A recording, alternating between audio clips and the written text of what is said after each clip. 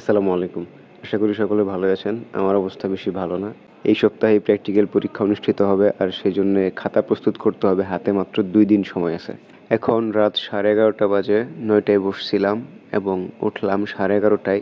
প্রথমেই আমি আঁকলাম টেরোপাস, যাকে আমরা বাদুড় বলে থাকি।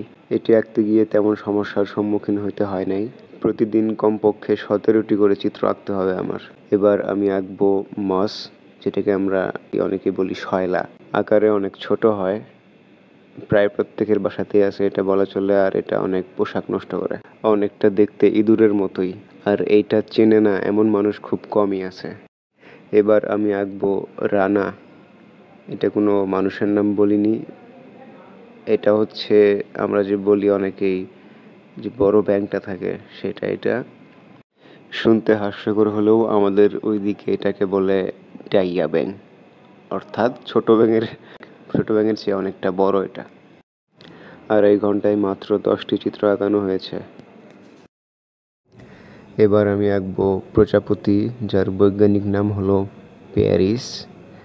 এটা দেখতে অনেকটা সুন্দর হলেও আঁকতে খুব একটা সুবিধা পাই নাই, একটু টাফ ছিল। এবার আমি আঁকবো টিয়া পাখি, যার বৈজ্ঞানিক নাম হলো সিটাকুলা। তো এটা আঁকতে গিয়ে অনেকটা ঝামেলার মধ্যে পড়তে হয়েছে আমাকে। একটা পাতা নষ্ট হয়ে গেছে, ভালো হয় নাই। তারপর এমন করে আঁকলাম কোনো মতো। সবচেয়ে বেশি ঝামেলা হয়েছে এটা আঁকতে যায়া।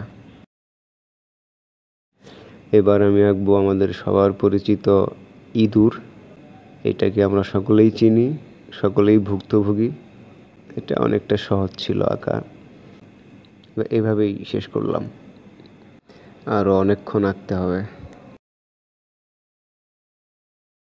এবার আমি আঁকবো প্ল্যাটিহেলমিনথেস পর্বের প্রাণী ট্যানিয়া সোলিয়াম। এটা এক ধরনের কৃমি, অন্ত্রে বাস করে। তো এটা অনেকটা সহজ ছিল আঁকানো, এর আগে অনেকবার আঁকানো হয়েছে। এখন আমি আঁকবো প্রাকৃতিক লাঙল, যেটাকে আমরা কেঁচো হিসেবে চিনি। এর বৈজ্ঞানিক নাম হলো মেটাফায়ার বা মেটাফেইরে। এবার আমি আঁকবো নেমাটোডা পর্বের প্রাণী অ্যাসকারিস। এটি মানুষের অন্ত্রে পরজীবী হিসেবে বাস করে। এটি এক ধরনের, এটি সবচেয়ে পরিচিত কৃমি।